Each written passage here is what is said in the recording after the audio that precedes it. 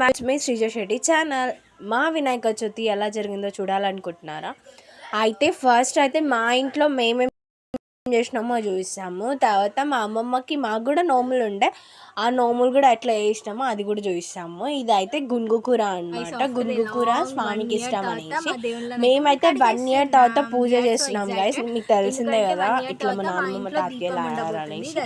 ఇంకా అది అయిపోయాక మేము 1 year తర్వాత మేము పూజ చేస్తుండే అనమాట. దట్స్ వై చూడండి, ఇవి నేను పొద్దుగాల వెళ్ళి తెంపుకొని వచ్చినాను. ఎంత బాగా అనిపిస్తున్నాడో అసలు దేవుడు, లిటరల్లీ ఐ లవ్ ఇట్.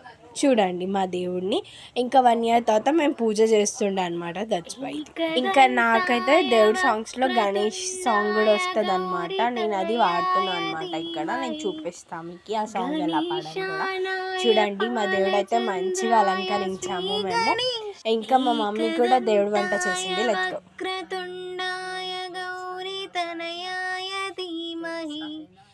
గణేశానాయ పాలచంద్రాయ శ్రీ గణేశాయ ధీమహి. ఇంకా ఇక్కడ గరిక పూజ చేస్తుందమ్మ. 108 నామాలు ఉంటాయి కదా స్వామివారివి, దాంట్లో గరిక పెట్టి పూజ చేస్తుండే అమ్మ. ఇక మేము ఓం గం గణపతి నమః అనుకుంటూ పెట్టేసామన్నమాట. చాలా బాగుండే, పీస్ఫుల్గా అనిపించిండే. ఇంకా ఇలా అయితే ఫైనల్గా 1 year తర్వాత మా ఇంట్లో పూజ అయితే అయిపోయింది. ఇంకా అయిపోయింది అనుకోకండి, వినాయక చవితివి చాలా వీడియోస్ వస్తాయి. సో వెయిట్ చేయండి. అండ్ మీ ఇంట్లో ఎలా జరుపుకున్నారో కామెంట్ చేయండి. ఇంకా నోముల వీడియో కూడా మీకు చూపిస్తాను ఎలా ఉంటుంది మా ఇంట్లో, మా ఇంటి సైడ్ అనమాట. అలా మీకు చూడాలి అనుకుంటే like, share and subscribe to it's me Sreeja Shetty channel. ఫైనల్గా అయితే మా పూజ అయిపోయింది.